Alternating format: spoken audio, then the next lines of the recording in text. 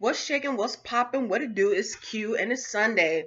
I want to jump right into expanding on the concept of resistance. It's super, super useful to get a handle on it and understand the nuance of it and how we tack it onto things that sound positive, but it's just an elaborate rationalization to justify practicing anxiety.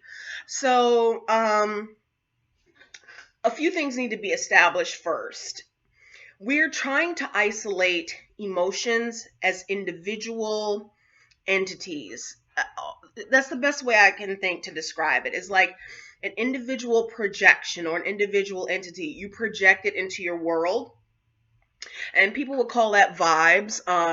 And you also project it inward, which also influences your body and the tension and stress or the feeling of pleasure as a result. So, isolating it and getting down to the basics of getting to know yourself and how you project yourself into the world, you have to start thinking in terms of, in this moment, what you're feeling and how we use.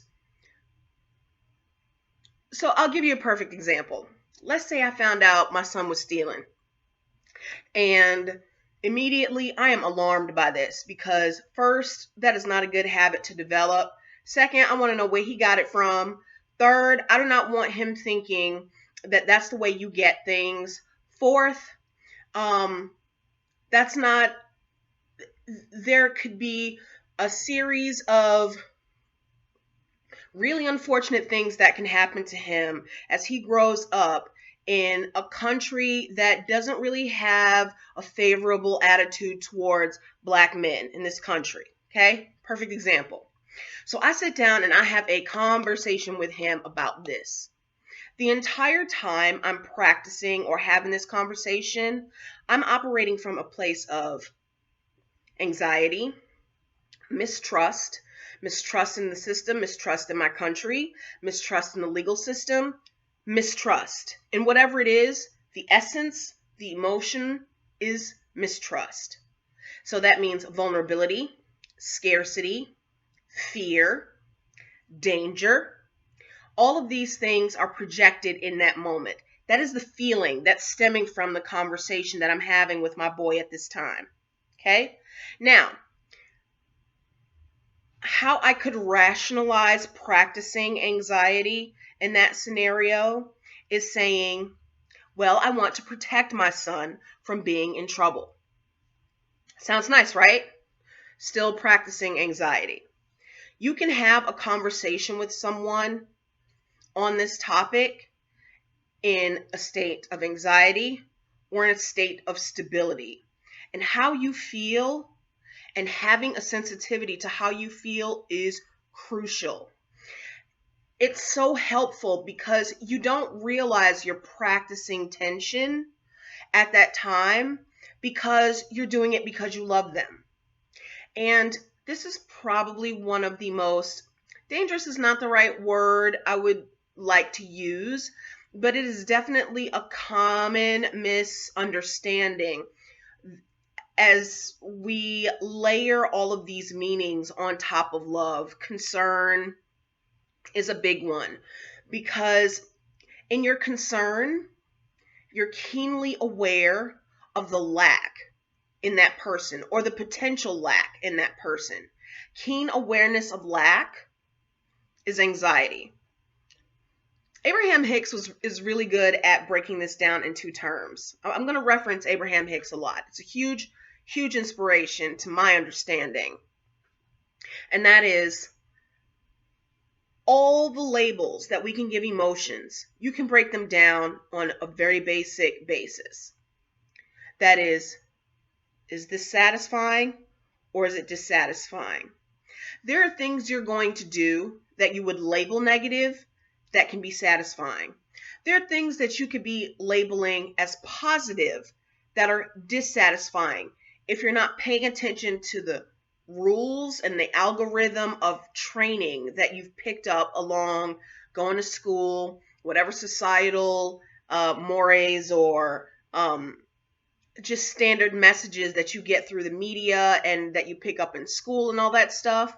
That's why your emotions are really important, because it cuts through the bullshit of the complexities. And by the way, complexity and complication is, in my personal opinion, in my assessment, because I've gone from being a highly analytical person to being more intuitive. Complexity is one of the greatest hiding spots of anxiety. When we are hypnotized by the complexity of a situation, the pure emotion that's pushing that rationalization is out of control, overwhelmed, extremely hard. It's a very vulnerable feeling. But whether something feels good or doesn't feel good is real damn simple. That's real simple. And it helps to recognize that once you develop a sensitivity to your feelings, what feels good and what doesn't feel good starts to shift. You develop a different reference point for what feels good. For example, let's say you're feeling depressed. And for me, that is an inward frustration. For me, that's inward resentment. To me, that is anger pointing inward. Now, blame feels better than depression, because now I'm turning that rage outward. It feels better to be mad at someone to be mad than to be mad at myself. That's some standard Abe talk right there. It's much better. Now, society would tell you that you should keep your anger to yourself because it's rude to walk around slapping the shit out of people and you might go to jail. All of that could be true. But we're talking about what your emotions and what your feelings are telling you. That is your ultimate guidance.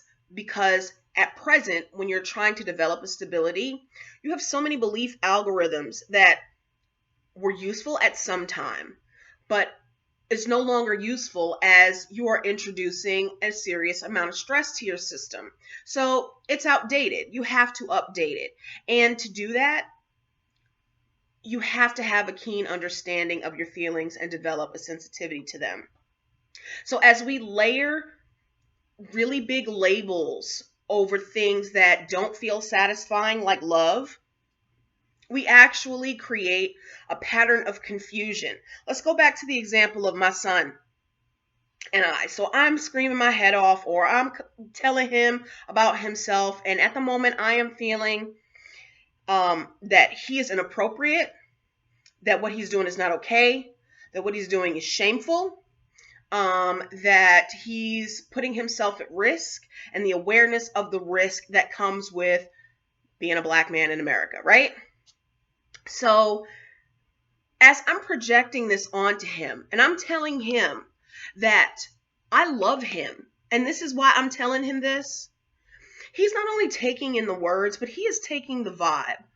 And it starts to explain quite a bit why people get into really toxic relationships, because we've infused feelings and words when they're actually separate and completely independent of one another, although they can work together. And then we imprint them on our children. So it starts to make sense when you're asking yourself, well, my goodness, why is this person in an emotionally abusive relationship? We've been slapping the hell out of our kids verbally and emotionally for a while, and then we utilize these rules and rationalizations, and we label it love.